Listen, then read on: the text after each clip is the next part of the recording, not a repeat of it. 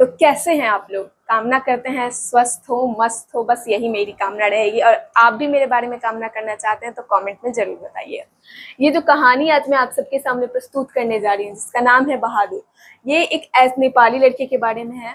वो सच में बहादुर है। वो मुश्किल समय में भी डट के खड़ा रहता है, मुश्किल समय में भी अपनी ईमानदारियों को नहीं भूलता है, जिम्मेदारियों को नहीं भूलता है। तो इस कहानी में जो मोड है ना, वो आपको सच में भावुक कर देगा। ये कहानी बस आपको बहादुर नाम से दिख रहा है, इसमें कुछ ऐसे ऐसे मोड है जहां आप खुद भावुक हो जाइएगा। तो शुरू से अंत तक इस कहानी का मजा लेते हैं। चलिए हमारे साथ, हम सब मिलके इस कहानी का मजा लेंगे, समझेंगे, और कुछ ऐसे मोड़ आएंगे जहाँ पे हमें सच में लगेगा कि हाँ, ये कहानी उस लायक है। उस लड़के के बारे में आपको दिल से दुआ आएगा।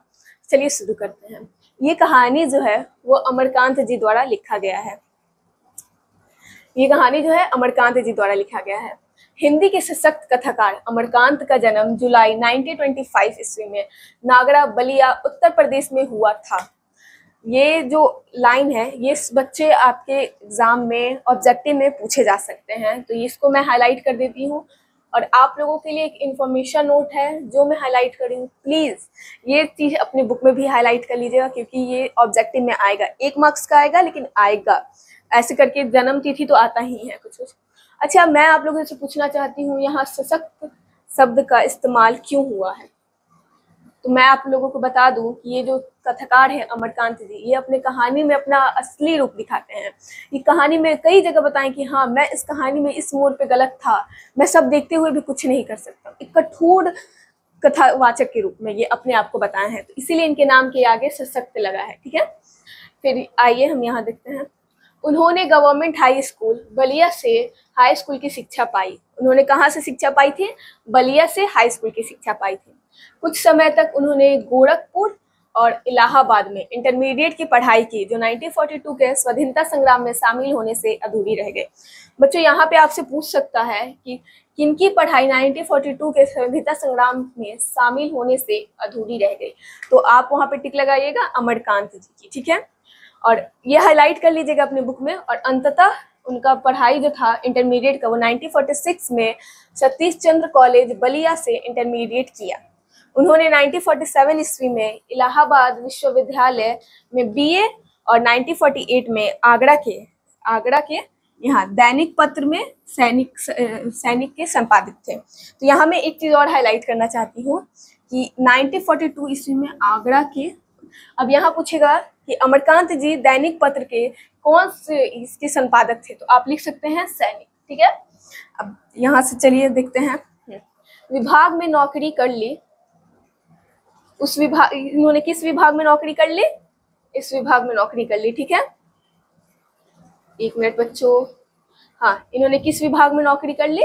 ये दैनिक पत्र के सैनिक संपादन में। ठीक है, विभाग में नौकरी कर ली। आगरा में ही वे प्रगतिशील लेखक संघ में शामिल हुए और वहीं से कहानी लेखन की शुरुआत की। अच्छा, ये कहाँ पे प्रगतिशील लेखक के संघ में शामिल हुए?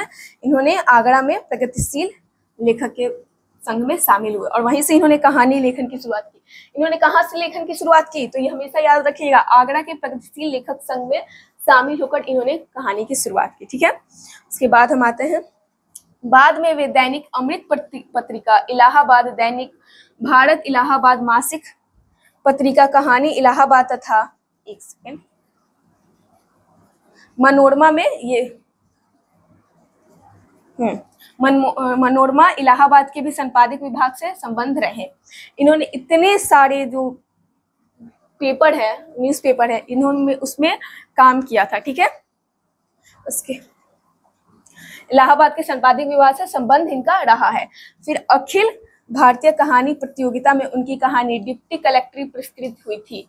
इनकी कहानी अखिल भारतीय कहानी प्रतियोगिता में उनकी कहानी किससे पुरस्कृत हुई थी? तो इससे याद रखिएगा, डिप्टी कलेक्ट्री से पुरस्कृत हुई थी। ठीक है, और उन्होंने कथा लेखन के लिए साहित्य अकादमी पुरस्कार भी प्राप्त किया। अच्छा, यहाँ पे ये गलती से ये हो गया है। चलिए अब यहाँ पर पढ़ेंगे कि उन्होंने किस चीज़ के लिए साहित्य अकादमी पुरस्कार मिला। तो ये हम याद करेंगे, उन्हें कथा लेखन के लिए, किस लिए? कथा लेखन के लिए साहित्य अकादमी पुरस्कार भी प्राप्त हो चुका है। चलिए आगे चलते हैं। ये हाईलाइट करते चलिएगा बच्चों कि आपको कोई डाउट ना हो, और ये सब चीज़ें याद कर लीजिएगा, थोड़ा बहुत ही याद कर लीजिएगा क्योंकि ऑब्जेक्टिव में आ सकते हैं। तो आगे हम चलते हैं। आज़ादी के बाद, एक सेकेंड,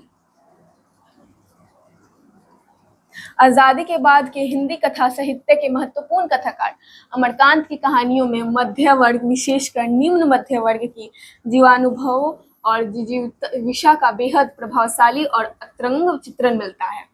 अच्छा, यहाँ से मैं आपको एक बात बोलना चाहती हूँ। ये कहानी आपको पढ़ के लगेगा ये मध्य वर्ग, ये जो कहानी है बहादुर, वो भी एक मध्य वर्ग परिवार का ही है, निम्न मध्य वर्ग। और ये जो अमरकांत जी थे ना, इन्होंने जानबूझकर ज्यादा कहानियों में मध्य वर्ग और निम्न वर्ग के ही लोगों को यहाँ पे प्रस्तुत, उनकी जीवन शैली, कैसे उनकी जीवन चलती है, इस बारे में उन्होंने लिखा है। चलिए आगे चलते हैं। अक्सर सपाट नजर आने वाले कथनों में भी वे अपने जीवंत मानवीय संस्पर्श के कारण अनोखी आभा पैदा कर देते हैं।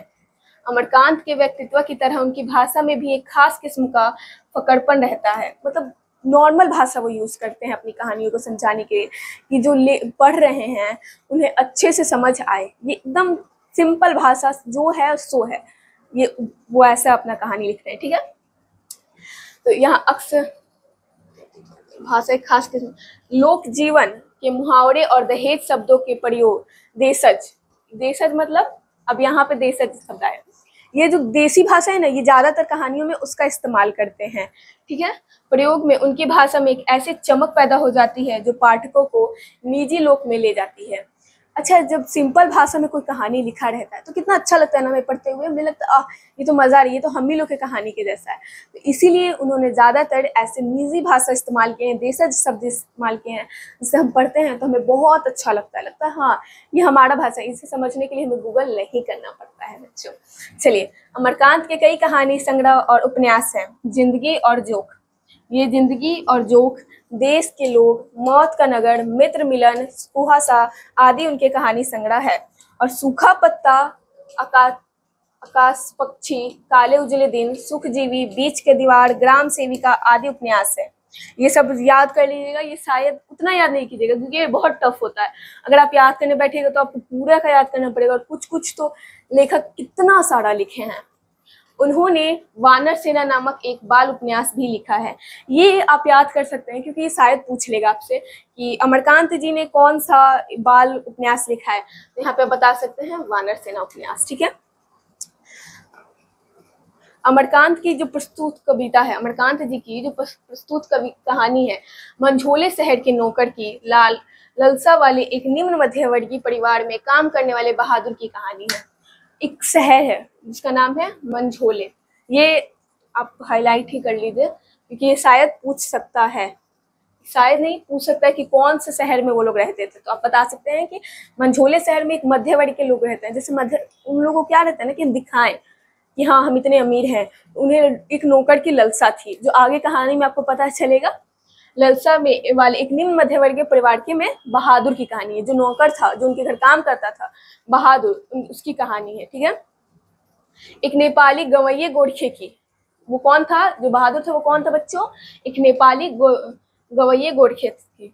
परिवार का नौकरी पेशा, मुख्य तटस्थ स्वर में बहादुर के आने और अपने स्वच्छंद निश्चय स्वभाव की आत्मीयता के साथ नौकर के रूप में अपनी सेवाएं देने के बाद एक दिन स्वभाव की उसी स्वच्छंदता के साथ हर हृदय में एक कसकती अंत व्यर्था देकर चले जाने की कहानी कहता है। लेखक घर के भीतर और बाहर के यथार्थ को बिना बनाई सुनवारी सहज परिपक्व भाषा में पूरी कहानी बयां करते हैं। हिंदी कहानी में एक नए नायक को यह कहानी प्रतिष्ठित करती है।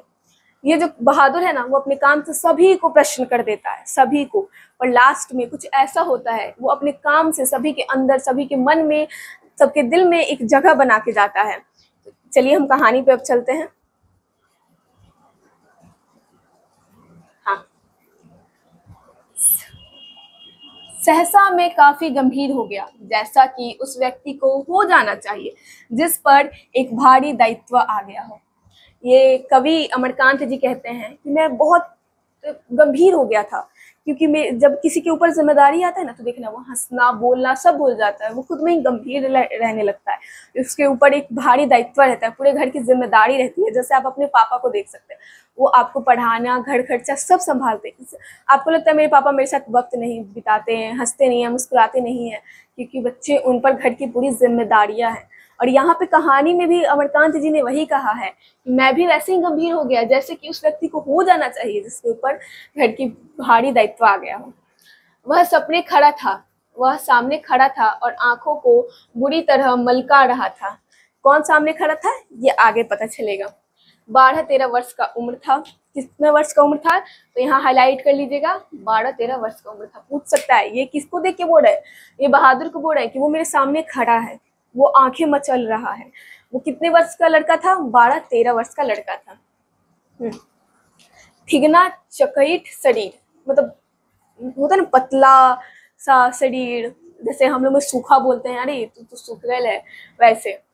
तो फिर हम यहाँ आ गए, हाँ, गोरा रंग और चपटा मुंह। उसका रंग कैसा था, तो उसका रंग जो था ये आप याद कर लीजिएगा, उसका रंग जो था गोरा था और चपटा मुंह था, ऐसे ऐसे वाला मुंह था, ठीक है। तो वह सफेद नेकर, आधी बाह की सफेद कमीज और भूरे रंग का पुराना जूता पहने था। ये भी आप हाईलाइट कर देती हूँ क्योंकि ये जो है वो क्वेश्चन आंसर में पूछ सकता है बच्चों, तो आप भी अपने बुक में हाईलाइट कर लीजिएगा। अच्छा, वो सफेद नेकर, अब यहाँ पे मैं पूछना चाहूंगी नेकर का क्या अर्थ है, कभी यहाँ नेकर का क्यों इस्तेमाल किए हैं। तो यहाँ नेकर का मतलब होता है पैंट। मैं लिख दे रही हूँ, आप अपने बुक में देखिएगा तो शायद होगा, और नहीं होगा तो आप लोग लिख लीजिएगा खुद से, ठीक है। तो यहाँ नेकर वो पहना हुआ था सफेद रंग का, और बाह आधा बाह का सफेद शर्ट पहना हुआ था, भूरे रंग का पुराना जूता पहना हुआ था। उसके गले में स्काउट की तरह एक रुमाल बंधा था। अच्छा, स्काउट गाइड वाले को देखते हैं गले में रुमाल बांधे रहते हैं, वैसे ही जो बहादुर था उसके गले में एक स्काउट गाइड वाला रुमाल बंधा था। उसको घेर कर परिवार के अन्य लोग खड़े थे। जैसे कोई नया व्यक्ति आता है तो देखते हैं परिवार के लोग चारों तरफ खड़े होकर उसको घूरते रहते हैं, वैसे ही सब लोग बहादुर को घूर रहे थे। निर्मला चमकती दृष्टि से कभी लड़की को देखती और कभी मुझको और अपने भाई को। निर्मला कौन थी, यहाँ निर्मला जो है, ये निर्मला जो है वो लेखक की पत्नी है, ठीक है। इन्हें ही नौगढ़ की ललसा थी, ठीक है। और कभी लड़के को देखती और कभी मुझको और कभी अपने भाई को, कभी लेखक को देखती थी अमरकांत जी को, कभी अपने भाई को देखती थी और कभी लड़के को देखती थी। निश्चय ही वह पंच बराबर हो गई थी। पंच जो होता है ना, दो गुटों में निर्णय लेता है, उसके बराबर निर्मला हो गई थी। हाँ, 1 मिनट बच्चों। हाँ, उसको लेकर मेरे साले साहब आए थे। अच्छा, अब यहाँ पूछ सकता है बहादुर को लेकर लेखक के घर में कौन आया था, तो आप यहाँ बता सकते हैं बहादुर को लेकर मेरे साले साहब आए थे, ठीक है। नौकर रखना कई कारणों से बहुत जरूरी हो गया था। मेरे सभी भाई और रिश्तेदार अच्छे ओहदे पर थे। यहाँ ओहदे का मतलब हो गया बच्चों पद। आप प्लीज लिखते चलिएगा अगर आपकी बुक में नहीं दिया हो तो, अगर दिया हो तो अच्छी बात है। चलिए, और उन सभी के यहाँ नौकर थे। इनके जो भाई थे, लेखक के जो भाई थे, ऐसा होता है ना कि हम लोग जाते हैं किसी रिश्तेदार के घर तो उनके घर नौकर देख के लगता है कि अरे ये तो बड़े ओहदे पे, इनके घर नौकर है, काश मैं भी इस तरह होता, मेरे घर पे भी नौकर होते। तो वैसे ही इनके जितने भाई थे, लेखक के, अमरकांत जी के जितने भाई बंधु थे जो बड़े बड़े ओहदे पे थे, बड़े बड़े पद पे थे, उन सबके घर नौकर थे। उन सभी के यहाँ मैं जब बहन की शादी में घर गया तो वहाँ नौकरों का सुख देखा। ये जब बहन की शादी में अपने घर गए तो वहाँ देखिए नौकरों का सुख, मतलब एक गिलास पानी मंगाना हो तो नौकर से मंगा लो, खाना मंगाना हो नौकर से मंगा लो, कोई काम की कोई फिक्र नहीं रहती थी। तो इन्होंने उस चीज का सुख पाया था। मेरी दोनों भाभियां रानी की तरह बैठकर चरपाइयाँ तोड़ती थी, जबकि निर्मला को सवेरे से लेकर रात तक खटना पड़ता था। इनकी जो भाभियां थी जिनके घर नौकर थे वो आराम से बैठे, जिसके घर नौकर होता है उनको देख लीजिए, आराम से बैठे खटिया पे बैठे हैं, कोई टेंशन नहीं है। लेकिन इनकी पत्नी निर्मला को सवेरे से लेकर रात तक काम करने पड़ते थे। क्यों? क्योंकि इनके घर कोई नौकर नहीं था। इसलिए मैं ईर्ष्या से जल गया। जब होता है ना कि कोई आगे बढ़ने लगता है तो गुस्सा आता है, अंदर से जलन पैदा होता है, क्यों वो मेरे से आगे है, क्यों उनके घर नौकर है मेरे घर नहीं। इसलिए लेखक के अंदर भी ईर्ष्या आ गई। इसके बाद नौकरी पर वापस आया तो निर्मला दोनों जून मतलब यहाँ वक्त होगा, यहाँ जगह तो नहीं दिख रहा है, पर फिर भी मैं लिख दे रही हूँ सिर्फ।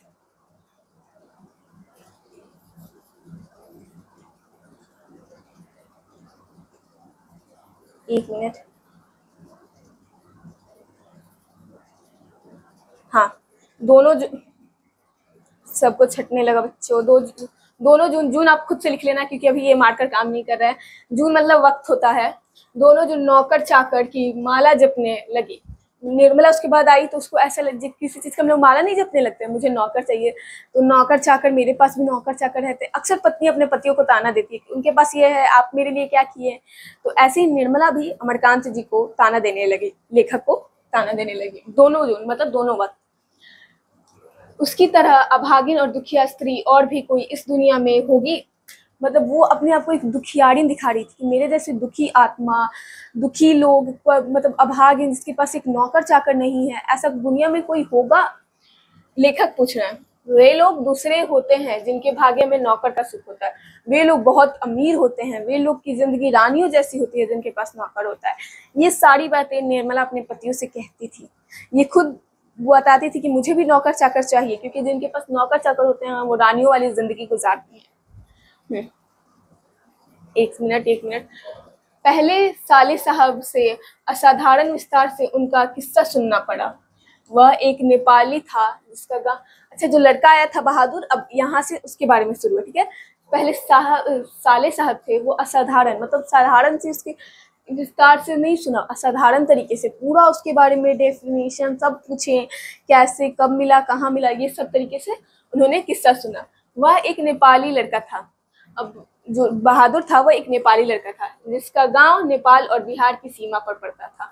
अच्छा, यहाँ पूछ सकता है कि जो बहादुर था उसका गांव कहाँ पड़ता था, तो आप लिख सकते हैं ये, उसका गांव नेपाल और बिहार की सीमा पर पड़ता था, ठीक है। उसका बाप युद्ध में मारा गया। बहादुर का बाप किस चीज में मारा गया था? युद्ध में मारा गया था, याद रखिएगा था। और उसकी माँ सारे परिवार का भरण पोषण करती थी। अच्छा, जब होता है ना कि पापा मर जाते हैं या कुछ भी प्रॉब्लम हो जाता है फैमिली में, तो माँ उस समय इतना हिम्मत दिखाती है, वो अपने बच्चों को अकेले पाल लेती है। वैसे ही बहादुर की माँ उसे अकेले पूरे परिवार का भरण पोषण करती थी, खिलाना खिलाती थी, रखती थी, जितना पढ़ाई वढ़ाई सब उसकी माँ संभालती थी। माँ उसकी बड़ी गुस्सैल थी। अब अक्सर जब स्त्रियों को ज़्यादा काम करना पड़ता है तो बहुत गुस्सा करने लगते हैं, चिड़चिड़ा जाती है। नॉर्मल सा बात है, किसी को भी ज़्यादा काम करना पड़ेगा तो वो चिड़चिड़ापन आ ही जाता है। एक मिनट। गुस्सैल थी, ठीक है, और उसको बहुत मारती थी। जो बहादुर था ना, उसको उसकी माँ बहुत मारती थी, दिन भर काम करती थी और उससे जो चिड़चिड़ापन होता था इसके कारण उसको बहुत ज़्यादा मारती थी, बहुत मारती थी। माँ चाहती थी कि लड़का घर के काम धाम में हाथ बटाए। ऐसा ना कि मम्मी चाहती है कि मैं जब इतना काम कर रही हूँ तो मेरे बच्चे भी मेरे काम में थोड़ा सा तो मदद करे, पर बहादुर वैसा लड़का नहीं था। वो काम धाम में, अक्सर कई बच्चे होते हैं जो अपनी माँ को जैसा काम कर रहा है वैसा छोड़ देते हैं, काम धाम में हाथ नहीं बटाते, बट बटाना चाहिए क्योंकि वो भी बहुत थक जाती हैं। जबकि वह पहाड़ या जंगलों में निकल जाता और पेड़ों पर चढ़कर चिड़ियों के घोंसले में हाथ डालकर उनके बच्चे पकड़ता या फल तोड़ तोड़ कर खाता। जबकि जो बहादुर था वो उनका मदद करने के बजाय जंगलों में चल जाता, पहाड़ों पे चला जाता, पेड़ पे चढ़ जाता, जो चिड़िया होती है उसके अंडे निकालता, कभी पकड़ता या फल तोड़ तोड़ कर खाता। उसे मम्मी के कोई काम में कोई हाथ बटाने का उसको कोई मन नहीं करता था, वो सिर्फ बेफिक्र होकर घूमता रहता था। कभी कभी वह पशुओं को चराने के लिए ले जाता था, कभी कभी थोड़ा सा मतलब दया खा लेता होगा, हेल्प कर देता होगा, इसीलिए वो जो था वो पशुओं को चराने के लिए लेके चला जाता था। हाँ, उसने एक बार उस भैंस को बहुत मारा। एक भैंस था उस मम्मी के पास, एक था, कितना था मुझे नहीं पता, लेकिन यहाँ पे लिखा है एक बार उस भैंस को बहुत मारा उसने, ठीक है, जिसको उसकी माँ बहुत प्यार करती थी। कौन सा भैंस? जिसको उसकी माँ बहुत प्यार करती थी। होता है ना कि मनुष्य को जानवर से बहुत लगाव हो जाता है, लगता है कि अरे ये तो अपने बच्चे जैसा है, जैसे कई लोगों को डॉगी से हो जाता है, कैट से हो जाता है, वैसे ही उसकी माँ को उस भैंस से बहुत प्यार था और उसको बहादुर ने क्या किया, मारा था। और इसीलिए जिससे वह बहुत चिढ़ता था, उसकी माँ उसको प्यार करती थी, इसीलिए बहादुर के अंदर चिढ़न होती थी कि मेरी माँ मेरे को छोड़ के उससे क्यों प्यार करी। अक्सर बच्चों को होता है, उनके भाई बहनों से होता है, मम्मी मेरे को छोड़ के मेरी बहन को प्यार कर रही है, इससे चिड़चिड़ापन आता है इंसान के अंदर। मार खाकर भैंस भागी भागी उसकी माँ के पास चली गई। ठीक है, एक सेकेंड। मार खाकर भैंस कहाँ चली गई? उसकी माँ के पास चली गई, जो कुछ दूरी पर एक खेत में काम कर रही थी। वो मार रहा था, भैंस दौड़ के गई, किसके पास गई? माँ के पास गई। माँ क्या कर रही थी? कुछ देर पर खेत पे अपना कुछ काम कर रही थी। ठीक है, माँ का माथा ठनका, गुस्सा आ गया माँ को। कैसा गुस्सा कि जिस भैंस को मैं इतना प्यार करती हूँ उसे बहादुर ने मारा, और माँ तो चिढ़ती थी ही। बेचारा बेजुबान जानवर चढ़ना छोड़कर वहां क्यों आएगा? सोचो, जो जिसका जो काम है वो छोड़कर आखिर क्यों आएगा? ना उसको बोलने आता है ना कुछ आता है, वो तो खेत में आसानी से अपना काम कर रहा है, चल रहा है, भोजन खा रहा है, आखिर वो उसके पास क्यों आया? जरूर लौंडे ने इसको काफी मारा होगा। उसकी माँ सोची, जरूर लौंडे ने इसको खूब मारा हुआ तभी ये मेरे पास आया, वरना ये खाना छोड़कर क्यों आता मेरे पास? वह गुस्से से पागल हो गई। जब उसको गुस्सा आने लगा कि क्यों इसको मारा, ये तुझसे मैं इतना प्यार करती हूँ, क्यों इसको मारा? जब लड़का आया तो माँ ने भैंस की मार की काल्पनिक अनुमान करके एक डंडे से उसकी दोगुनी पिटाई की और उसे वही कराहता हुआ छोड़कर घर लौट गई। अब लड़का आया मम्मी के पास अपने। हुआ क्या, जब लड़का अपनी मम्मी के पास आया तो मम्मी ने एक काल्पनिक अनुमान लगता है ना, कि जैसे कोई कुछ कहता है तो हम लोग अनुमान लगाते हैं, हाँ इतना हुआ होगा, इतना हुआ होगा। वैसे ही माँ ने ये अनुमान लगाया कि बहादुर ने आखिर भैंस को कितना मारा होगा, और उसी डंडे से 2 गुना पिटाई उसकी की। वो उसे कराहता छोड़कर, जैसे वो रो रहा है बहादुर, उसे छोड़ छाड़ कर माँ चली गई, वहां से चली गई। लड़के का मन माँ से फट गया। अक्सर होता है ना कि जब माँ मारती है तो बच्चे गुस्सा आ जाते हैं, बोलते हैं नहीं ये मेरी अपनी माँ नहीं हो सकती है। और ऐसे में होता है ना कि बच्चे के अंदर एक अजीब सा भावना आ जाता है कि नहीं मेरी अपनी माँ होती थोड़ी ना इतना मारती, चाहे वो गलती करे ना करे, ये बच्चे देखते ही नहीं है। ये बच्चों का एक नटखटपन होता है। लेकिन माँ सब बच्चों से उतना ही प्यार करती है, पर गलती पे माँ बहुत गुस्साती है, ये तो है। और वह रात भर, उसका मन तो माँ से फट गया था, और रात भर जंगल में छिपा रहा। वो घर नहीं गया, वो रात भर जंगल में छिपा ही रह गया था। जब सवेरे होने को आया तो वह घर पहुंचा और किसी तरह अंदर चोरी चुपके घुस गया। जब सवेर होने को आया, दिन होने को आया, वो घर में एकदम चुप चुपके चला गया। ठीक है, चोरी चुपके गया, जैसे हम लोग जाते हैं ना मम्मी कहाँ हो, वैसे नहीं, छुपा छुपा के अपनी मम्मी के गया। फिर उसने घी की हंडिया में हाथ डालकर माँ के रखे रुपए से 2 रुपए निकाल लिए। अच्छा, हंडिया में कितने रुपए होंगे? 2 रुपए से ज्यादा भी होंगे, और बहादुर ने सिर्फ 2 रुपए निकाले। उसकी ईमानदारी देखिए, सिर्फ 2 रुपए बहादुर ने निकाले। ये कितनी बड़ी बात है ना, यहाँ इसकी ईमानदारी को भी बयां करते हैं। ठीक है, अंत में 9 2 11 हो गया। यहाँ 9 2 11 का मतलब मैं लिख देती हूँ, यहाँ 9 2 11 का मतलब भाग गया। जैसे आप लोग मैथ्स को देख के भाग जाते हो, वैसे ही इसने वहां से भाग गया, पैसा लेकर भाग गया। वहां से 6 मील की दूरी बस स्टेशन था, वहां गोरखपुर जाने वाली बस थी। अच्छा, ये भाग कर कहाँ है? नेपाल से गोरखपुर। अच्छा, और वहां से 6 मील की दूरी पर पूछेगा कि बहादुर के गांव से बस स्टेशन कितनी दूरी पे था, क्या जवाब दोगे? 6 मील की दूरी पे था। अब तुम्हारा नाम क्या? एक सेकेंड। अब ये जो लेखक है अमरकांत जी ने, उन्होंने पूछा तुम्हारा नाम क्या है जी? जैसे हम लोग किसी से पहली बार मिलते तो पूछते हैं ना तुम्हारा नाम क्या है, तो वैसे ही अमरकांत जी ने पूछा तुम्हारा नाम क्या है? दिल बहादुर साहब। उसने एकदम कहा दिल बहादुर साहब। नाम देखिए कितना प्यारा है, दिल बहादुर। खुद लग रहा है आह क्या नाम है, मस्त नाम है।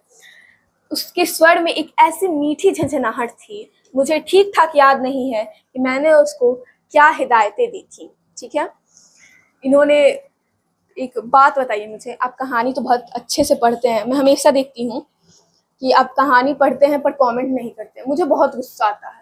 मैं रियलिटी बताती हूँ, मुझे भी मोटिवेशन दो यार, कहानी पसंद आ रही है तो कमेंट करो। मैं भी यही आपसे चेतावनी दूंगी, अगर कमेंट नहीं करोगे तो मैं पढ़ाना छोड़ दूंगी, इसलिए कमेंट करो। उन्होंने अब यहाँ समझा है हिदायतें का मतलब क्या है? यहाँ हिदायतें का मतलब है चेतावनी। मैं लिख देती हूँ, आप अपने कॉपी में लिख लीजिएगा।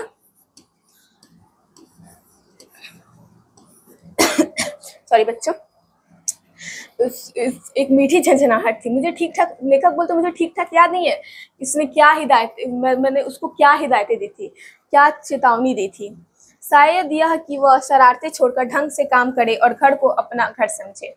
हाँ, लेखक कहता है शायद मैंने यही से बोला था कि अब शरारत छोड़ो और ये घर को अपना घर समझो, इस घर में अपने जैसा काम करो, ठीक है, अपने घर जैसा रहो नहीं, काम करो। इस घर में नौकर चाकर को बहुत प्यार और इज्जत में रखा जाता है।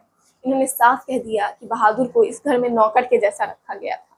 बल्कि ये बात अलग है कि नौकर चाकर को बहुत प्यार और इज्जत से रखा जाता है।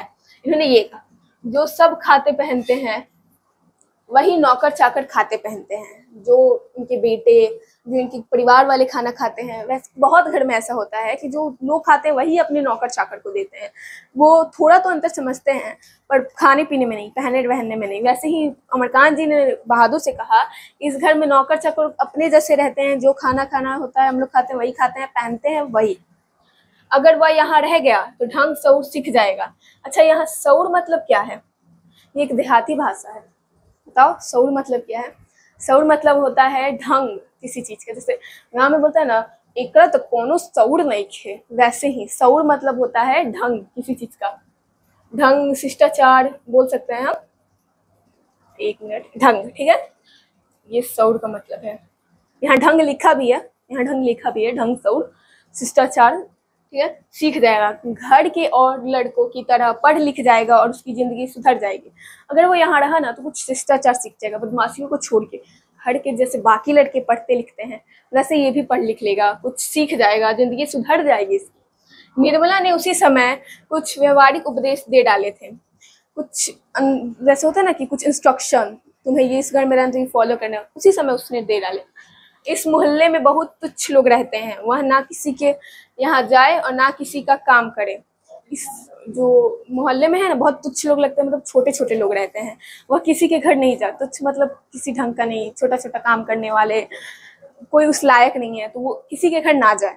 बहादुर है, किसी के घर ना जाए, किसी के मुंह ना लगे, किसी के काम ना करे, ठीक है। जैसे होता है ना कि कोई कोई बोलता है मेरा नौकर है, मेरा काम करेगा, तो उसका नौकर काम क्यों किया? इसलिए वो भी ये उपदेश दे डाली कि तुम किसी और का काम नहीं करना, तुमको मैं रखी हूँ, तुम मेरा काम करना। कोई बाजार से कुछ लाने को कहे तो वह अभी आता हूँ कहकर अंदर खिसक जाए। मतलब जैसे मम्मियाँ हम लोग कुछ खाती है ना, कोई काम कहेगा ना कोई, तो बोल देना कि मैं अभी आती हूँ और निकल जाना। ऐसे ही निर्मला ने अपने नौकर को उपदेश दिया कि कोई कुछ काम बोले तो बोला मैं अभी आता हूँ और चुपचाप से निकल जाना। जैसे हम लोग को कोई जब फोन चलाते हैं तो कुछ काम करने का मन नहीं करता, कोई आके बोला, हम लोग बोलते आता हूँ, अभी आता हूँ, थोड़ी देर में आता हूँ, ऐसे करके हम लोग निकल जाते हैं। वैसे ही निर्मला ने बहादुर को बोला तुम वैसे ही निकल जाना, ठीक है। उसको घर के सभी लोगों के समान और तमीज से बोलना चाहिए और भी बहुत सी बातें। अंत में निर्मला ने बहुत ही उदारतापूर्वक लड़की के नाम में से दिल शब्द उड़ा दिया। मतलब दया होता है ना, निर्मला के अंदर नहीं था, वो उड़ा दी। जो दिल बहादुर नाम था उसके नाम से दिल को हटा दी, सिर्फ उसका नाम बहादुर बना दी, ठीक है। और उसने कहा कि इस घर में अगर सभी लोगों के समान, हाँ, समान और तमीज से बोलना चाहिए। मतलब सभी लोगों को तुम तमीज से रिस्पेक्ट देना चाहे, तुम्हें कोई दे ना दे इससे कोई फर्क नहीं पड़ता, क्योंकि तुम इस घर के नौकर हो। परंतु बहादुर बहुत ही हंसमुख और मेहनती लड़का था। अच्छा, जो बहादुर था, अब तो इसके नाम से आगे दिल हट गया है तो इसका नाम बहादुर बन गया। परंतु दिल जो बहादुर था वो बहुत ही हंसमुख और मेहनती निकला, बहुत हंसाता था और बहुत मेहनत करता था, जितना काम बोलो उतना करता था। उसकी वजह से कुछ दिनों तक हमारे घर में वैसा ही उत्साहपूर्वक वातावरण छाया रहा है जैसा कि प्रथम बार तोता मैंने या पिल्ला पालने पर होता है। अच्छा, जब हम कोई पेट्स को पालते हैं तो हम कितना उससे लगाव रखते हैं, लगता है कोई घर में नया मेंबर आया है। वैसे ही जब बहादुर इनके घर में आया तो इनके घर में भी एक उत्साहपूर्वक वाला माहौल बन गया। सब खुश रहने लगे, मस्त रहने लगे। जैसे कुत्ता बिल्ली आता है तो हम लोग कितना उससे अटैच हो जाते हैं, वैसे ही सवेरे सवेरे ही मोहल्ले के छोटे लड़के घर के अंदर आकर खड़े हो जाते और उसको देखकर हंसते या तरह तरह के प्रश्न करते। जैसे कोई नया आता है तो मोहल्ले के कुछ कुछ लड़के आके प्रश्न करने लगते हैं, कुछ औरतें आके, वैसे ही जो मोहल्ला था उनका जहाँ वो लोग रहते थे उसके छोटे छोटे बच्चे आके, बहादुर एक नेपाली लड़का था तो उससे कुछ नए नए सवाल पूछने लगते थे। जैसे ए तुम लोग छिपकली को क्या कहते हो, ए तुमने शेर को देखा है, ऐसी ही बातें। तो वो जंगल से आया है तो हम पूछते ना तुम जंगल में रहो, जंगल में ये क्या हुआ, जंगल में वो क्या हुआ, ऐसे वो लोग भी इससे पूछने लगे। तुमने शेर को देखा है, तुमने छिपकली को क्या कहते हो। उससे पहाड़ी गाने की फरमाइश की जाती, घर के लोग भी उससे इसी प्रकार की छिड़खानियाँ करते थे। ऐसा नहीं है कि सिर्फ बाहर वाले, घर में जो रहते थे वो भी इससे इसी तरह से छिड़खानियाँ करते थे। तुमने ये देखा है, तुमने वो किया है, तुमने ये किया है, इसको क्या बोलते हैं, उसको क्या कैसा है, थोड़ा पहाड़ी गाना सुना, इस तरह के कुछ कुछ फरमाइशें करते थे। वह जितना उत्तर देता था उससे उससे अधिक हंसता था। जो बहादुर था वो बहुत हंसमुख लड़का था। हम लोग कहते हैं ना, अरे हाँ हाँ, हाँ, ऐसे इस टाइप के वो लोग, जितना वो उत्तर देता था उतना ही मुस्कुराता था, और मुस्कुराते रहना भी चाहिए। सबको उसके खाने और नाश्ते की बड़ी फिक्र रहती थी। स्टार्टिंग में उसकी वो नाश्ता किया नहीं किया, इसकी सभी को बहुत फिक्र रहती थी। निर्मला आंगन में खड़ी होकर पड़ोसियों को सुनाते हुए कहती, बहादुर आकर नाश्ता क्यों नहीं कर लेते। जैसे वो दिखाना चाहती थी कि उसका यही इंटेंशन था कि सामने वाले देखे कि हम लोग अपने नौकर से कितना अच्छे से रहते हैं। जैसे हमारे घर में भी अगर कुछ होता ना तो हम लोग दिखाते हैं, अरे पेड़ा रखा है खा लेना, जैसे गांव में बोलते हैं, वैसे ही ये जो निर्मला थी वो दिखा रही थी अपने पड़ोसियों को कि मैं अपने नौकर का बहुत ख्याल रखती हूँ। और वो पूछी, क्यों नहीं कर लेते नाश्ता, आकर क्यों नहीं कर लेते। मैं दूसरी औरतों की तरह नहीं हूँ जो नौकर चाकर को जलाती भुनाती हूँ, मैं तो नौकर चाकर को अपने बच्चों की तरह रखती हूँ। उन्होंने तो साफ साफ कह दिया है कि 100-150 महीनवारी उस पर भले ही खर्च हो जाए, पर तकलीफ उसको जरा भी नहीं होनी चाहिए। एक नेकर कमीज तो उसकी रोज लाए थे और भी कपड़े बन रहे हैं। अब जो निर्मला थी वो पड़ोसियों को सुना सुना के क्या बोलती थी, मैं दूसरी औरतों की जैसी नहीं हूँ जो नौकर चाकर को जलाती भुनाती हो। वो सुना रही है। अंत में देखिएगा ये खुद कितनी कठोर हो जाती है, कितना जुल्म करती है। मैं तो नौकर चाकर को अपने बच्चों की तरह रखती हूँ। उन्होंने तो साफ साफ कह दिया है कि 100-150 महीनावरी मतलब रहता है ना तनख्वाह टाइप का, 100-150 महानवरी खर्च हो जाए पर बहादुर को कोई तकलीफ नहीं होनी चाहिए। ठीक है, खर्च हो पर तकलीफ नहीं होनी चाहिए। उसी एक नेकर कमीज, नेकर मैंने पहले ही बताया पैंट, और कमीज मतलब होता है टी शर्ट। एक नेकर कमीज तो उसी रोज लाए थे जिस दिन तुम आए थे, और अभी तो सिलने के लिए दिए हैं, बहुत मानते हैं हम। इस प्रकार कुछ निर्मला बता रही थी, अपने पड़ोसियों को सुना रही थी। धीरे धीरे वह घर के सारे काम करने लगा। सवेरे ही उठकर वह बाहर नीम के पेड़ से दातुन तोड़ लाता था। नीम के पेड़ से दातुन मतलब बहुत गांव में देखिएगा ना, दातुन से ही लोग ब्रश करते हैं। जब फास्टिंग में स्त्रियां होती हैं वो भी दातुन से ही करती है। तो वो क्या करता था बहादुर, नीम का जो ऊपर चढ़ जाता था पेड़ के और दातुन तोड़ कर लाता था। वह हाथ का सहारा लिए बिना कुछ दूर तक तने पर दौड़ते हुए चढ़ जाता। मिनट भर में वह पेड़ की पुलई मतलब जो होता है ना, पेड़ का सबसे ऊंचा वाला भाग होता है। 1 मिनट में लिख देती हूँ। जो पेड़ का सबसे ऊंचा वाला जो टहनी होता है ना, उसे कहते हैं पुलई। देखे हो कि लंबे लंबे पेड़ में बहुत सबसे ऊपर वाला जो निकला रहता है ना, छोटा सा ही रहेगा, ज्यादा नहीं रहेगा, क्योंकि पेड़ का सिर्फ ज्यादातर ऐसे जाता है, या गोल रहता है तो ऐसे आता है। जो सबसे ऊपर वाला होता है ना उसे कहते हैं पेड़ का सबसे ऊपर वाला टहनी।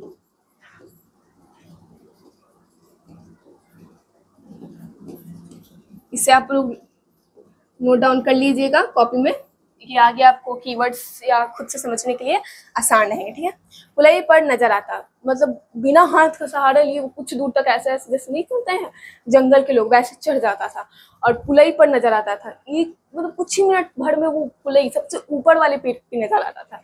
निर्मला छाती पीट कर कहती, अरे रीछ बंदर की जात, कहीं गिर गया तो बड़ा बुरा होगा। वह घर की सफाई करता कमरू। निर्मला कहती, अरे तू इतना ऊपर चढ़ गया, तू अगर गिर जाएगा तो बहुत बड़ा बुरा हो जाएगा, कि किसके नौकर फिर रखना पड़ेगा। ऐसे थोड़ा सा किसी को दया भी आता है, जैसे कि 1 मिनट, जैसे कि बोलते हैं ना कि अरे ये गिर गया तो इसके साथ बहुत बुरा हो जाएगा, इसलिए 1 मिनट। हाँ, वह घर की सफाई करता, कमरों को पोछा भी लगाता, जो पहले निर्मला करती थी। ठीक है, 1 मिनट। अंगीठी जलाता, चाय बनाता और पिलाता, मतलब जो चूल्हा होता है उसको जलाता, उस पर चाय बनाता, सबको चाय पिलाता। दोपहर में कपड़े धोता और बर्तन मलता। खा पी करके जितने भी बर्तन बचते थे सबको धोता था, कपड़े मलता था, सबके कपड़े वही धोता था। वह रसोई बनाने की भी जिद करता, पर निर्मला स्वयं सब्जी और रोटी बनाती। वो बोलता था कि मैं खाना भी बना दूंगा, पर जो निर्मला थी वो खाना खुद से बनाती थी, सब्जी रोटी खुद ही बनाती थी, उसे बहादुर को नहीं देती थी। निर्मला को उसकी बहुत फिक्र रहती थी।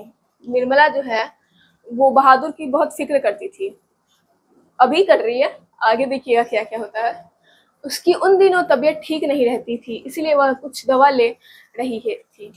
और निर्मला का थोड़ा सा तबीयत खराब चल रहा था, तो उस समय वो दवा ले रही थी कुछ। बहादुर उसको कोई काम करते देख कर कहता, माता जी मेहनत ना करो, तकलीफ बढ़ जाएगा। जैसे हम लोग बोलते हैं ना, मम्मी ये काम नहीं करो, मैं कर देती हूँ, तुमको बुखार है, तकलीफ बढ़ जाएगा, वैसे ही बहादुर कहता था, माता जी ये काम नहीं करो, मैं कर देता हूँ, तुम्हें तकलीफ बढ़ जाएगा, जो तुम्हारा तबीयत है वो और खराब हो जाएगा। वह कोई भी काम करता होता, समय होने पर हाथ धोकर भालू की तरह दौड़ता हुआ कमरे में जाता और दवाई की डिब्बा निर्मला के सामने लाकर रख देता। जो बहादुर था ना, ये आप कहानी में देख रहे हैं, कितना वो सभ्य आदमी था। वो जो सारा घर का काम भी करता था, और कुछ भी होता था, कोई भी काम कर रहा हो, जब वो दवा का टाइम होता था ना, सब हाथ तोड़ के भालू की तरह दौड़ता, निर्मला के लिए दवाई का डब्बा लाकर रख देता, सामने रख देता, पहले आप दवाई खाओ फिर कुछ करना। जब मैं शाम को दफ्तर से आता तो घर के सभी लोग मेरे पास आकर दिन भर के अपने अनुभव सुनाते थे।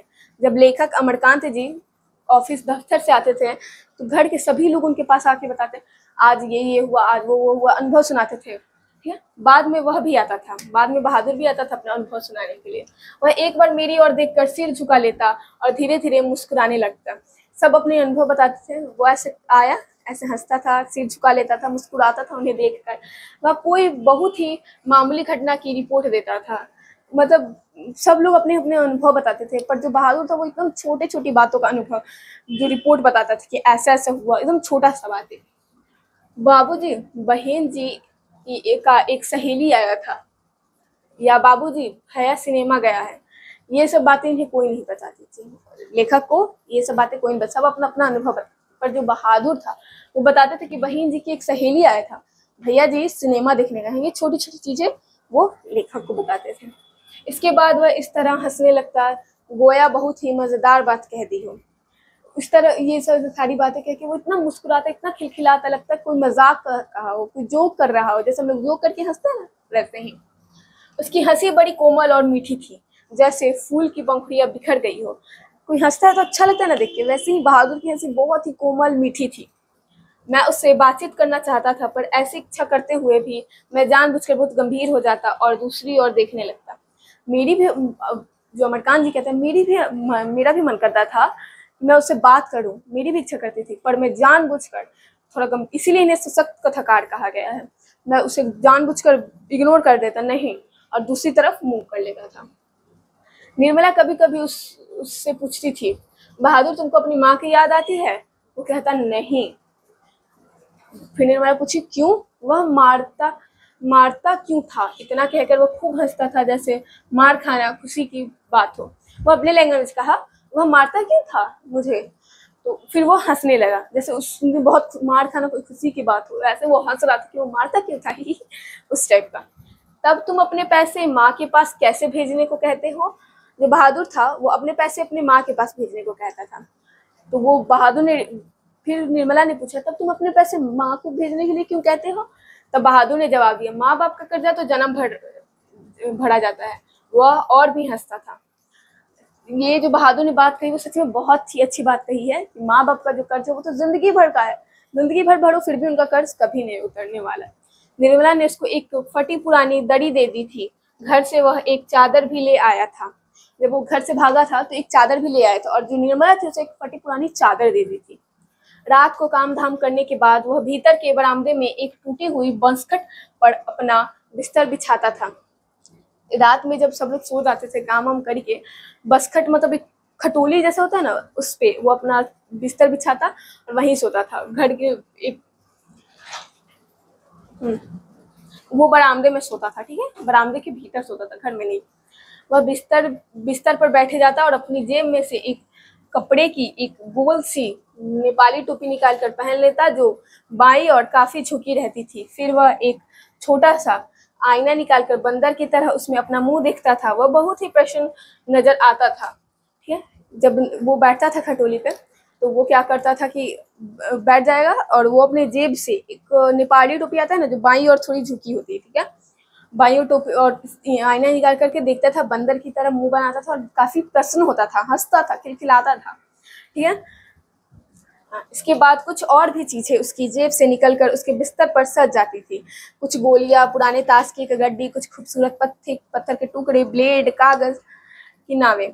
जैसे वो जब भागा था ना अपने घर से, तो कुछ कुछ चीजें लेकर के भागा था, ठीक है। तो वो सब वो अपने पैकेट में रखा था। रात के समय वो कुछ गोलियां, पुराने ताश, खूबसूरत पत्थर के टुकड़े और भी कागज वागज की नावें निकालता था। वह कुछ देर तक उनसे खेलता था। उसके बाद वह धीमे धीमे स्वर में गुनगुनाने लगता था। उन पहाड़ी गानों का अर्थ हमें समझ नहीं आते थे, पर उसकी मीठी उदासी सारे घर में फैल जाती थी, जैसे कोई पहाड़ की निर्जनता में अपने किसी बिछड़े हुए साथी को बुला रहा हो। पहाड़ी भाषा इन लोगों को के घर में किसी को समझ नहीं आ रही थी, ठीक है। पर जब ये लोग उस भाषा को सुनते थे, मतलब गुनगुनाता था, तो उन्हें अच्छा लगता था, अच्छा महसूस होता था। जैसे हमें कोई कोई गाना नहीं समझ आता, फिर भी वो जो वाइब देता है ना, मस्त लगता है, फिर भी हम उसे सुनते हैं। उसी प्रकार ये लोग भी इस पहाड़ी गाने को सुन रहे थे, ठीक है। और ये जो बहादुर गाता था, वो कुछ ऐसा गाता था कि वो किसको याद कर रहा है, पहाड़ों पे किसको बुला रहा है, उस तरह से वो गाना गाता था। दिन मजे से बीतने लगे। बरसात आ गई, पानी रुकता था और बरसता था। मैं अपने को बहुत ऊंचा महसूस करने लगा था। अपने परिवार और संबंधियों के बड़प्पन तथा शान बान पर मुझे सदा गर्व रहा। एक मिनट। ये जो थे अमरकांत जी, वो अपने आप को बहुत प्राउड फील करने लगे। मैंने भी नौकर रख लिया, देखो। अपने परिवार और संबंधियों के बड़प्पन तथा शान बान पर मुझे गर्व हो रहा था। जैसे संबंधी नौकर रखे थे, वैसे ही अब लगने लगा मैं भी अब नौकर रखा हूँ। इन्हें अपने पर घमंड होने लगा। अब मैं मोहल्ले के लोगों को पहले से भी तुच्छ समझने लगा। अच्छा, जब आपके पास कुछ ज़्यादा हो जाते हैं ना, तो आपको लगता है कि अब मेरे सामने कोई नहीं है, घमंड आ जाता है। वैसे ही अमरकांत जी में भी घमंड आ गया था। ये मोहल्ले के लोगों को और भी तुच्छ समझने लगे, मेरे सामने कोई नहीं है, कुछ इस प्रकार। मैं किसी से सीधे मुंह बात नहीं करता था, उन्हें घमंड आ गया, सबसे अकड़ के चलते थे। कोई इन्हें नमस्ते कहता था, ये इन्हें मुंह मोड़ के जवाब तक नहीं देते थे, चले जाते थे। किसी को और ठीक से देखता भी नहीं था, किसी को ठीक से नजर उठा के देखे भी नहीं। अपने ही रुतबे में, अपने ही नकली घमंड में शामिल होकर सिर्फ चले जाते थे। दूसरे के बच्चों को मामूली सी शरारत पर डांट डपट देता था। कोई भी छोटा सा शरारत करता था, ये गुस्सा आ जाते थे, उसे डांट देते थे। दूसरे के बच्चे को छोटी छोटी बातों पे डांटते थे। अच्छा देखिएगा, कोई भी सोसाइटी में बड़े लोग रहेंगे ना, वो अक्सर बच्चों को छोटी छोटी शरारतों पे डांट देंगे और अपने बच्चों को कुछ नहीं कहते हैं, क्योंकि वो उन्हें लगता है हम सबसे बड़े हैं, सबसे मतलब घमंडी टाइप के। कई बार पड़ोसियों को सुना चुका था, जिसके पास कलेजा है वही आजकल नौकर रख सकता है। अब इन्होंने तो नौकर रख लिया है, इनके पास आ गया है घमंड। वैसे ही पड़ोसियों को सुनाते थे, जिसके पास कलेजा है वही नौकर रख सकता है। हर किसी की बस की बात थोड़ी ना है। घर के सनवाग की तरह रहता था। सनवाग मतलब यहाँ है परिवार का सदस्य। मैं यहाँ लिख देती हूँ, आप अपने कॉपी में नोट डाउन कर लीजिएगा। ये परिवार के सदस्य, अक्सर फैमिली मेंबर हम लोग बोल सकते हैं इसको इंग्लिश अंग्रेजी में, ठीक है। तो ये जो घर की सनवाग की तरह बहादुर रहने लगा था। निर्मला भी सारे मोहल्ले में शुभ सूचना दे आई थी। आधी तनख्वाह तो नौकर पर ही खर्च हो रही है। जैसे बोलते हैं ना, अरे मेरे पास तो नौकर है, आधी खर्चा तो उसी पे हो जाती है, मेरा बच्चा इतना बड़ा, ये सब बड़ी बड़ी आंटियां फेंकती है ना, वैसे ही निर्मला भी पूरे मोहल्ले में दे आई थी ये सारी न्योताएं। खर्च पर रुपया पैसा कमाया किस लिए जाता है? अब जिसके पास आगे है वो तो फेंकेगा ही। वे तो कई बार कह भी चुके हैं कि तुम्हारे लिए दुनिया में किसी कोने से नौकर लाऊंगा, जरूर लाऊंगा। वही हुआ। अब इन्हें तो नौकर मिला था फ्री में। अब ये कुछ ज्यादा डिंग हाँकने लगे थे। जैसे बोल रहे थे कि ये मेरे को तो पहले ही बोले थे कि मैं तुम्हारे लिए दुनिया के कोई भी कोने से नौकर ला देंगे, जबकि नौकर तो वो ला ही नहीं थे। नौकर तो साले साहब लाए थे। निसंदेह बहादुर की वजह से निसंदेह बहादुर की वजह से सबको खूब आराम मिल रहा था। घर खूब साफ और चिकना रहता था। अब नौकर आ गया है, सब बस हाथ पे हाथ धरे खड़े रहते हैं, सभी आराम मिलता है, सारा काम बहादुर से। एक गिलास पानी वानी सब, घर साफ सुथरा रहने। माफी चाहती हूँ, सॉरी बच्चों, पेन गिर गई मेरे हाथ से। घर पूरा साफ सुथरा रहने लगा। कपड़े चमाचम सफेद। जो बहादुर था वो सबके कपड़े मल मल के धोता था, अक्सर जैसे मम्मियाँ धोती हैं। सबके कपड़े चमाचम सफेद। निर्मला की तबीयत भी काफी सुधर गई। अब निर्मला जब इतना आराम करने लगी तो उसकी भी तबीयत में काफी बदलाव आया, वो भी कुछ स्वस्थ सी होने लगी। अब कोई एक खड़ भी नाटक गाता था। अब नौकर आ गया है तो कोई अपना काम खुद क्यों करे भला। सब एक खड़ भी रहते थे, नहीं करते थे। कुछ भी होता था तो आवाज लगाते थे, बहादुर किसी को मामूली काम करना होता तो वो बहादुर को आवाज देते थे, बहादुर एक गिलास पानी लाओ। तो अब पहले वो पानी भी पीते थे, खाना भी खाते थे, और अब सीधे बहादुर। बहादुर पेंसिल नीचे गिर गई है।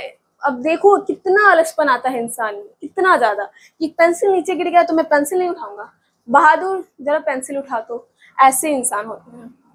ये रियलिटी है, ये बहुत घरों में रियलिटी है। मैं सच बताती हूँ बच्चों, जिस घर में भी नौकर होने लगता है, अरे ये तो मनुष्य है ही नहीं, कुछ भी है बस इन्हें बोल दो, जैसे वो पैसे नहीं पूरा खरीद ही लिए हैं हमने।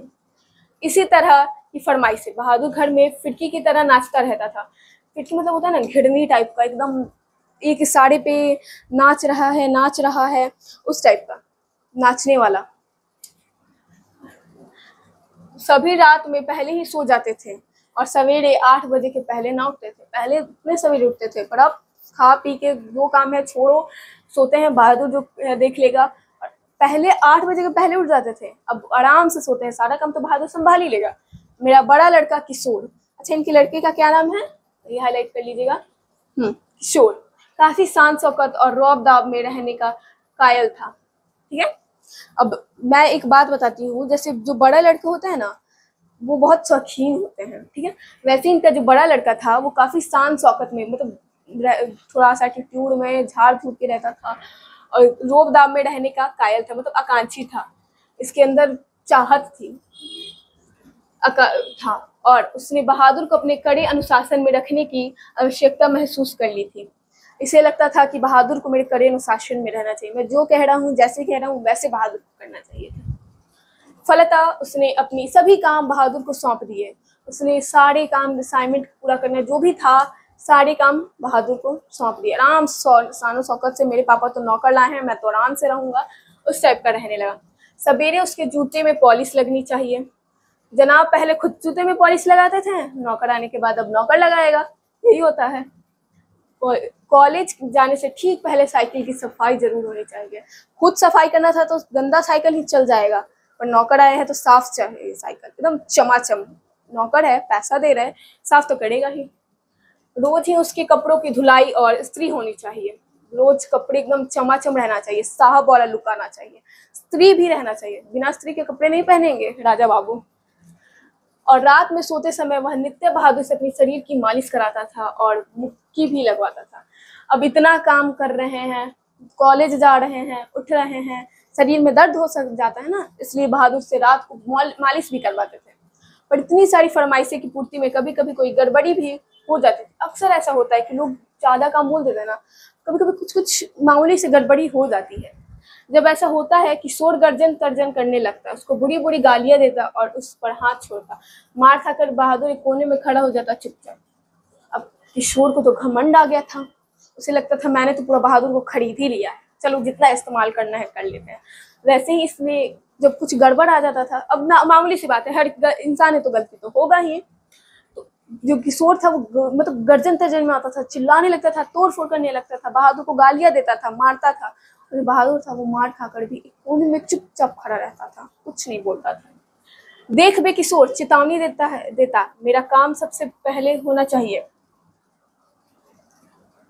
जो देख बे ये है ना, ये किशोर बोलता है, ठीक है, बहादुर से। देख बे, किशोर चेतावनी देता, मेरा काम सबसे पहले होना चाहिए, मेरा काम सबसे पहले। अगर एक काम भी छूटा तो मारते मारते हुलिया टाइट कर दूंगा। साला काम छोड़ करता क्या है तू, बैठा बैठा खाता है। इतने काम करने के बावजूद भी किशोर क्या बोलता बहादुर से, देख सबसे पहले मेरा काम होना चाहिए, तू ऐसे भी करता क्या है, ये सारे काम मेरे लिए काम थोड़ी ना है। ऐसा है किशोर के लिए, अगर मेरा काम नहीं किया तो मारते मारते हुलिया टाइट कर दूंगा। भाई तुम पहले कौन से नहीं मारते थे जो अभी बोल रहे हो इसको। चलो आगे देखते हैं। रोज ही कोई ना कोई ऐसी बात होने लगी जिसकी रिपोर्ट पत्नी मुझे देती थी। रोज ही रोज कुछ कुछ बहादुर से गलतियां हो जाती थी, जिसकी पत्नी निर्मला अब सारी रिपोर्ट लेखक को देने लगी। मैंने किशोर को मना किया पर वह नहीं माना, तो मैंने यह सोचकर छोड़ दिया कि थोड़ा बहुत तो यह चलता ही रहता है। इन्होंने अमरकांत जी ने थोड़ा बहुत शक्ति दिखाई, किशोर को मना किया, किशोर नहीं माना, इनकी बातें नहीं सुनी। इन्होंने थोड़ी सी मतलब बोला चलो छोड़ो, नौकर चाकर है, थोड़ा तो मतलब सशक्त होना ही चाहिए। फिर एक हाथ से ताली कहाँ बजती है, मतलब फिर एक हाथ से थाली कहाँ बजती है। किशोर मार रहा है तो जरूर बहादुर में भी कोई गलती होगा, ऐसे ही थोड़ी ना मारता होगा। बहादुर भी बदमाशी करता होगा। पर एक दिन जब मैं दफ्तर से आया तो मैंने किशोर को एक डंडे से बहादुर की पिटाई करते हुए देखा। निर्मला कुछ दूरी पर खड़ी होकर हाँ हाँ करती हुई मना कर रही थी। थोड़ी माँ का दया है, किसी के भी बच्चे पे आ जाता है। और किशोर जो था मोटे डंडे से बहादुर की दे मार पिटाई किए जा रहा है। और निर्मला दूर पर खड़ी होकर कह रही हाँ हाँ। तो मम्मी कहते हैं अरे नहीं नहीं नहीं मारो। वैसे ही निर्मला भी कह रही थी।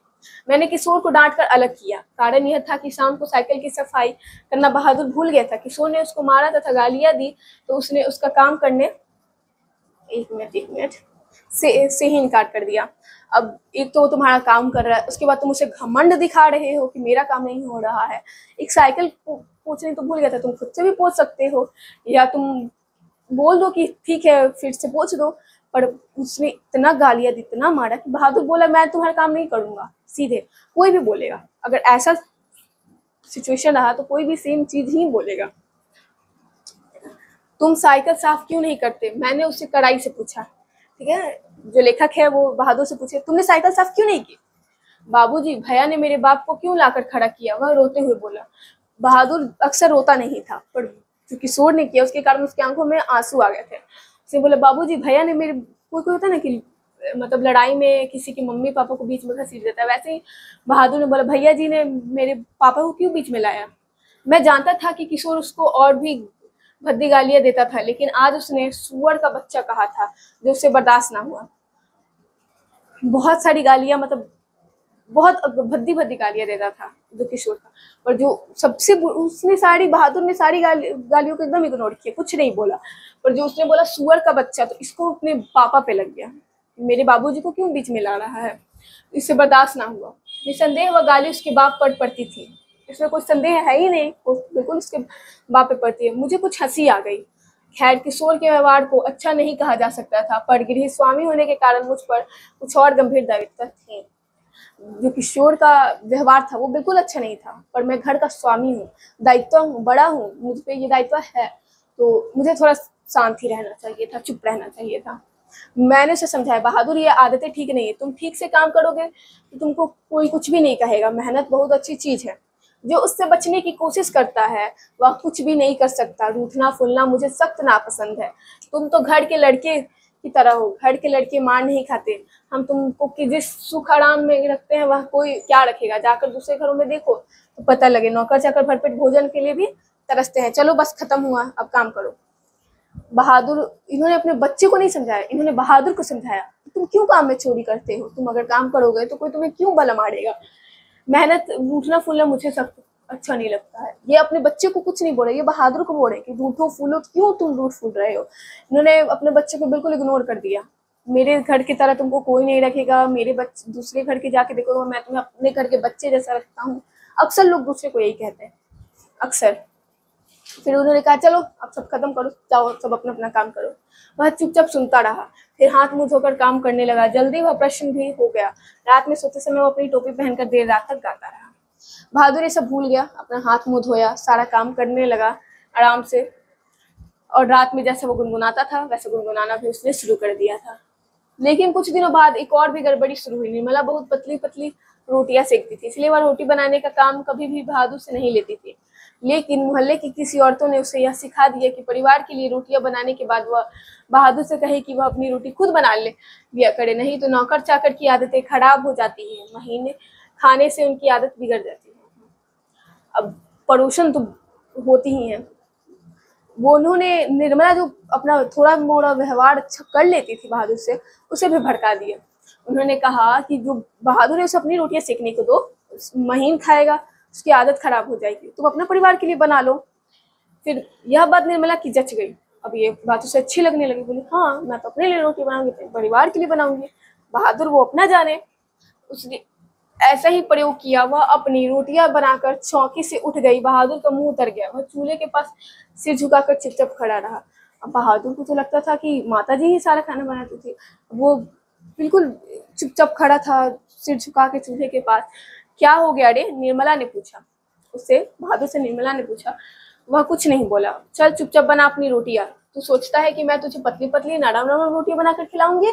तू कोई घर का लड़का है, नौकर चाकर तो अपना बनाकर खाते ही रहते हैं। तीता तो उनके इनको इसलिए लग रहा है कि सारे घर के लिए मैंने रोटियां बनाई, इसको अलग करके इसके साथ भेद क्यों किया। वाह रे, इसके पेट में तो लंबी दाढ़ी है, समझ जा। रोटियां नहीं सेकेंगे तो भूखा रहेगा। अब निर्मला ताना मारने लगी बहादुर को, ऐसे मुंह क्या दिख रहा है, तू अपनी रोटियां खुद बना, मैं पर थोड़ी ना बनाऊंगी, नौकर चाकर है, घर का बेटा थोड़ी ना है। और वही निर्मला ने पहले कहा था कि तू, हम लोग नौकर चाकर को अपने घर के बेटे जैसा रखते हैं। नौकर अगर उसने साफ साफ बोल दिया, अगर तुमने खाना नहीं बनाया तो तुम्हें भूखा ही रहना पड़ेगा। पर बहादुर उसी तरह खड़ा रहा तो निर्मला गुस्से से बुरा हाल हो गया। उसने लपक कर उसके माथे पर 2-3 थप्पड़ दिए। सुअर कहीं के, इसलिए तुझे किशोर मारता है। निर्मला को गुस्सा आ गया, वो उठी और 2-3 थप्पड़ लगा दी, बोली सुअर कहीं के, इसलिए किशोर तुझे मारता है, यही तेरा हरकत है, इसी वजह से तेरी माँ भी मारती होगी। अब निर्मला को लगा कि यही इसका हरकत है। बहादुर की अच्छाई सब नजरअंदाज कर रहे थे, उसकी छोटी छोटी गलतियों पे उसे मारते थे। चल बना रोटी, मैं नहीं बनाऊंगी तेरे लिए, चल बना। मैं नहीं बनाऊंगा, मेरी माँ भी सारे घर की रोटियां बनाकर मुझसे रोटी सिखवाती थी। वह रोने लगा। अब कोई भी भावुक हो जाएगा कि मेरी माँ भी सारे घर का रोटी बना देती और मुझसे अपना रोटी सिखवाती थी, तो मैं क्या तेरी माँ हूँ कि तुझे मुझसे जिद कर रहा है, घर के लड़कों के बराबर बन रहा है, मारते मारते मुंह रंगूंगी, घर के लड़के के बराबर नहीं बनना है। पर उसने अपने लिए रोटी नहीं बनाई। मुझे भी बड़ा गुस्सा आया, मैंने उसको डांटा और समझाया, पर वह नहीं माना, रात भर भूखा ही रह गया। लेखक ने को भी गुस्सा आया, लेखक ने भी उसे समझाया अपनी रोटी खुद सेक ले, पर बहादुर नहीं बनाया। वो रात भर भूखा रह गया पर रोटी नहीं बनाया। पर सवेरे उठकर वह पहले की तरह ही हंसने लगा। उसने अंगीठी जलाकर अपने लिए रोटियां सेकी, अपनी बनाई मोटी और भद्दी रोटियों को देखकर वह खिलखिलाने लगा। फिर रात की बची हुई सब्जी से उसने खा लिया। रात में ये जनाब अपने लिए रोटी नहीं बनाए, भूखे सो गए और फिर सुबह उठे तो अंगीठियां जलाई, फिर हंसने खिलखिलाने, रात की सारी बातें भूलकर। एक भद्दी मोटी, अब लड़का है कैसा ही बनाएगा, ये 13-16 वर्ष का लड़का है, मोटी मोटी रोटियां बनाई, रात की बनी सब्जी के साथ खा ली। लेकिन निर्मला का भी हाथ खुल गया था, वह उससे कुछ चिढ़ की भी गई थी। अब बहादुर से कोई भी गलती हो जाती तो उस पर हाथ चला देती। उसको मारने वाला अब घर में 2 व्यक्ति हो गए थे और कभी कभी एक गलती के लिए उसको दोनों मारते थे। पहले किशोर मारता था, अब दोनों मारते हैं, मिलकर मारते हैं, एक गलती के लिए दोनों मारते हैं, क्योंकि अब जो निर्मला थी उसका भी हाथ खुल गया था, मारने लगे। बरसात बीत गई, आकाश दर्पण की तरह स्वच्छ दिखाई देने लगा। मैंने बहादुर की माँ के पास चिट्ठी लिखी थी कि उसका लड़का मेरे पास मजे में है और मैं उसकी तनख्वाह के पैसे उसके पास भेज दिया करूंगा। लेकिन कई महीने के बाद भी इधर से कोई जवाब नहीं आया। मैंने बहादुर से कह दिया कि उसका पैसा यहाँ जमा रहेगा, जब वो घर जाएगा तो लेते जाएगा। जैसे इन्होंने बरसात बीत गया, उसके बाद इस जो लेखक थे उसकी माँ के पास चिट्ठी भेजे कि आपका लड़का मेरे पास है, उसका जो भी तनख्वाह है वो मैं आपके से भिजवा दूंगा। पर उस तरफ से कोई जवाब नहीं आया, क्योंकि जो बहादुर की माँ इतनी पढ़ी लिखी थी नहीं, या शायद उनके पास पत्र पहुंचा ही ना हो। और इन्होंने बहादुर को बता दिया कि जब ये जाएगा इसका पैसा सारा जमा है, ये लेके जाएगा।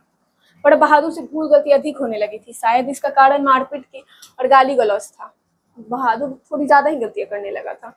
मैं कभी कभी इसको रोकना चाहता, फिर यह सोचकर चुप लगा जाता कि नौकर चाकर तो मारपीट खाते ही रहते हैं, इसीलिए इन्हें सख्त कहा गया है।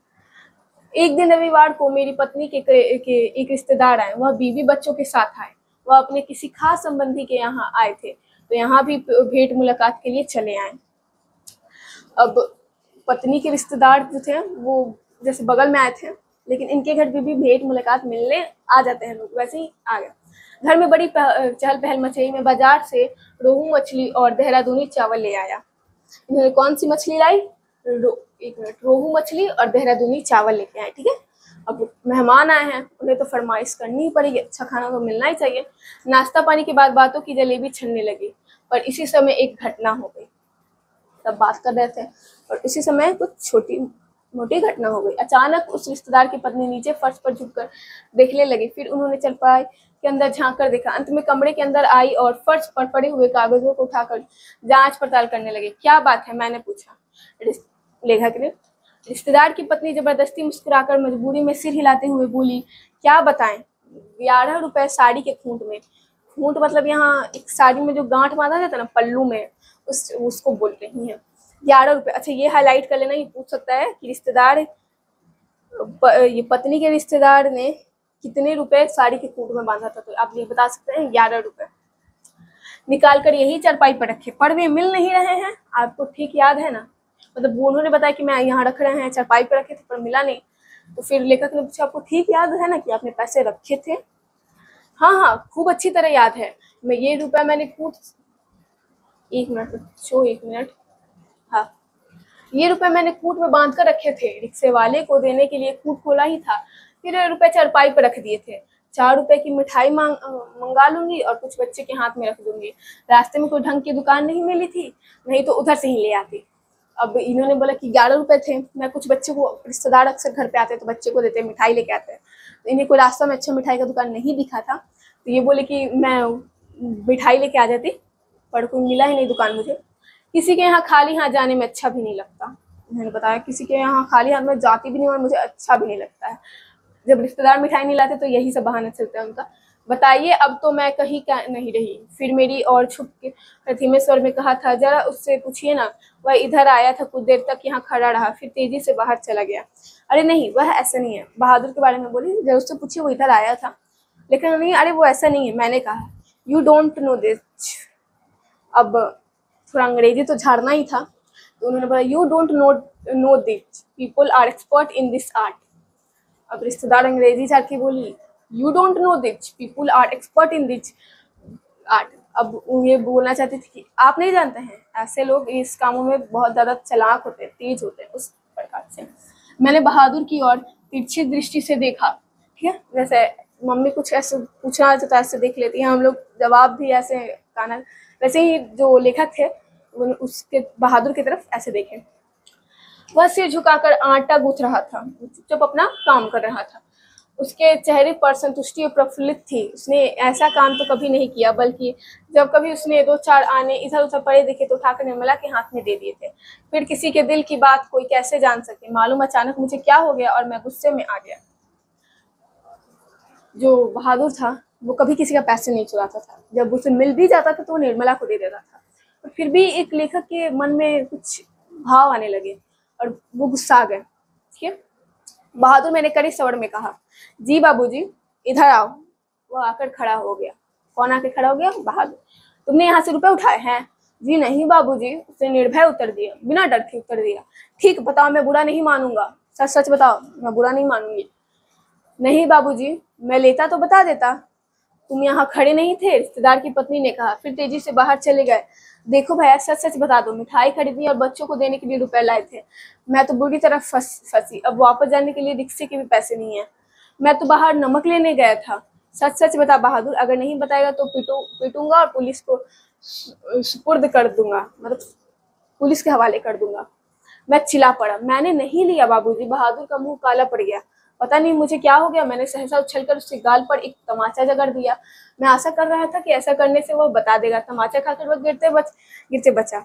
उसकी आंखों में आंसू गिरने लगे। मैंने नहीं लिया, उसने आंसू गिरते हुए भी कहा, मैंने नहीं लिया है।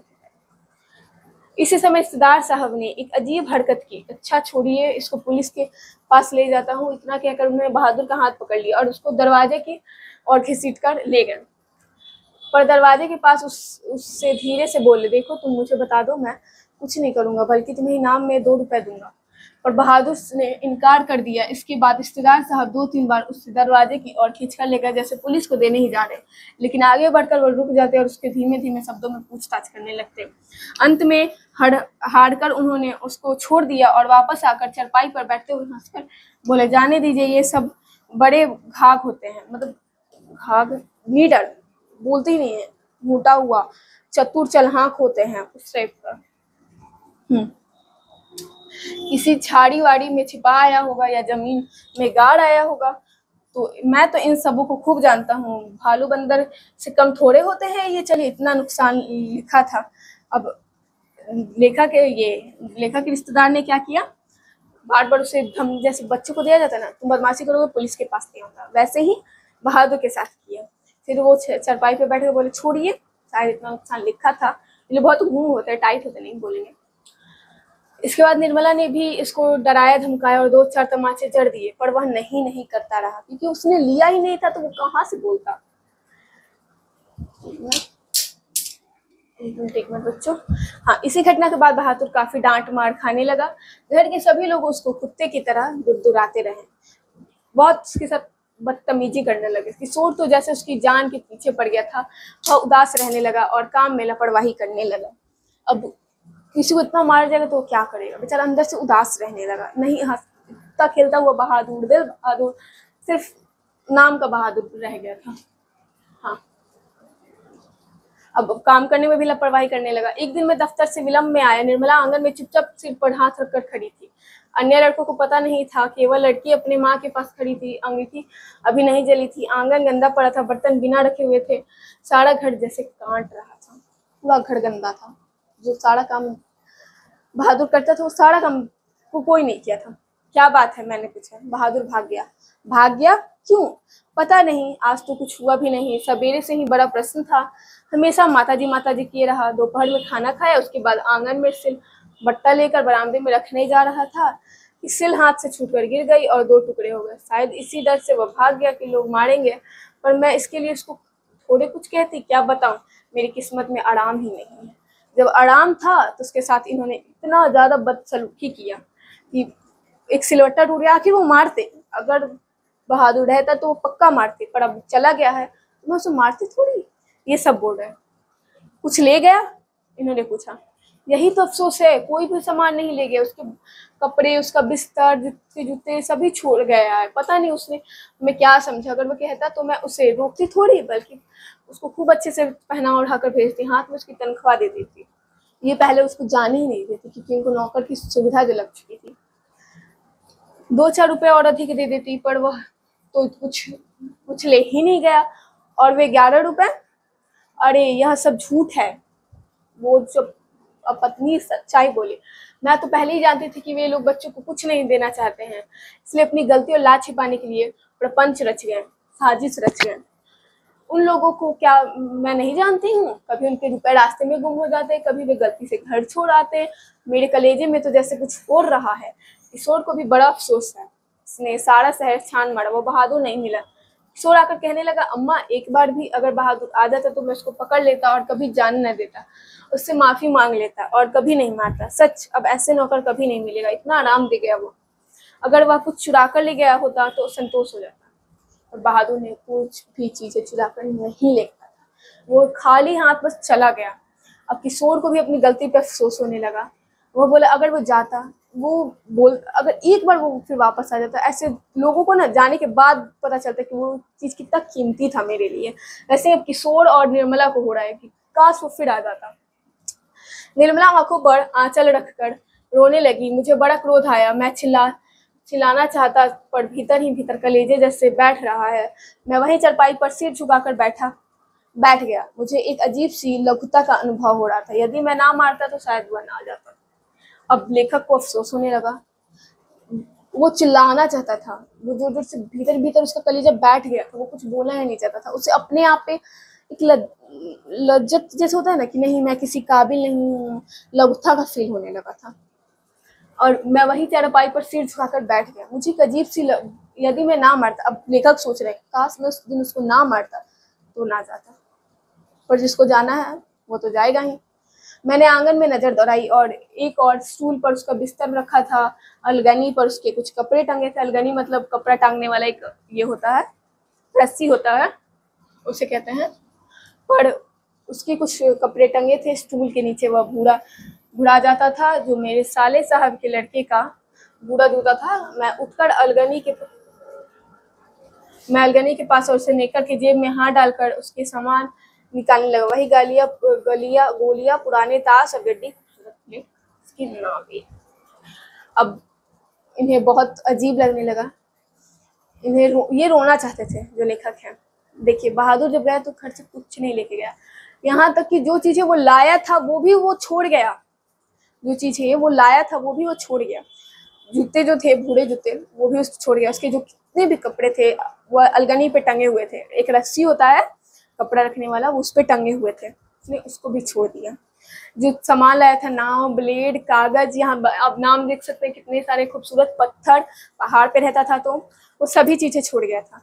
इन्हें अफसोस हो रहा था कि काश वो कुछ तो लेके गया होता, मुझे संतोष हो जाता, पर वो तो सब कुछ छोड़ के गया है, सब कुछ।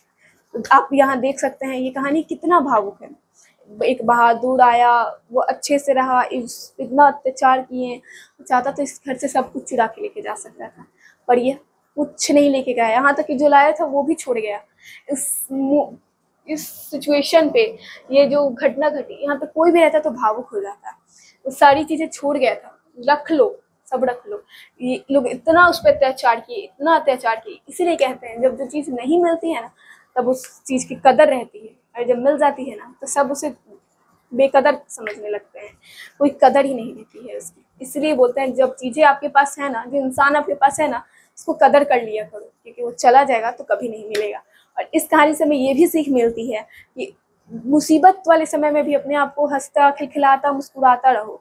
जिंदगी छोटी सी है, सब चीज़ों को भूल कर आगे बढ़ो। जैसे बहादुर ने सारी घटनाओं को भूल कर हंसता, मुस्कुराता, खिलखिलाता चेहरा सबके पास लाया है।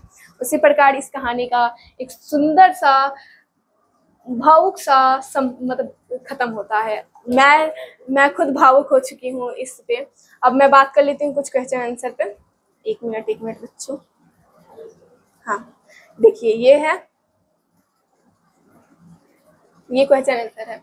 अब आप लोग, मैं इतने अच्छे तरीके से आपको जो कहानी बताई, ये जितने भी क्वेश्चन आंसर है आप लोग खुद से कीजिए। नहीं होता है कमेंट कीजिए, जितना कमेंट कीजिएगा मैं उतना ही कोशिश करूंगी कि मैं इस फॉर्मेट पे एक वीडियो लाऊं। अगर आप बना लिए हैं तो एक लिंक डिस्क्रिप्शन में होगा टेलीग्राम का, वहाँ अपना एक PDF बना के भेजिए, मैं चेक करूंगी, मैं आपको रिप्लाई भी दूंगी कि हाँ सही है या नहीं। और अगर बना लिए फिर भी कमेंट कीजिए, मैं खुद एक वीडियो लाऊंगी जिसमें आप खुद मैच कर लीजिएगा सही है गलत है कुछ भी है। पर आप खुद से कोशिश कीजिए, क्योंकि बहुत सरल कहानी था, आराम से बना सकते हैं। तो मैं यही कहना चाहती हूँ कि कहानी यहाँ ख़त्म हो गया। काफ़ी भावुक करके, मैंने पहले ही बोला था ये कहानी आपको काफ़ी भावुक कर देगा, और सच में कर दिया। वैसे ही बच्चे आप भी दृढ़ संकल्प कीजिए, जब तक सफलता नहीं मिलेगी तब तक मैं कोशिश करता रहूँगा, तब तक मैं हार नहीं मानूंगा। क्योंकि जो आपके माता पिता है ना, वो बहुत मेहनत कर रहे हैं आपके लिए, बहुत मेहनत। जैसे इसकी माँ इसको पाली पोसी बहादुर की, पर उसको वो नहीं दिखा, मारी तो दिखा। तो ये नहीं ना होना चाहिए। बच्चा को बहुत बहुत मेहनत करना है, बहुत मेहनत करना है। इसी तरह अगर आपको कुछ भी डाउट है ना तो आप कमेंट कीजिए, मैं खुद आपके लिए सॉल्यूशन वीडियो लाऊंगी। क्योंकि कामयाब बनना है ना तो कोशिश करना पड़ेगा, हर दिन एक नई चुनौती की खड़ी कीजिए, और उस चुनौती में मैं आपका साथ दूंगी। तो मिलते हैं अगले वीडियो पे, तब तक हंसते मुस्कुराते रहिए और पढ़ते रहिए ऐसे ही जोश के साथ। तो चलिए बच्चों, मिलते हैं, धन्यवाद।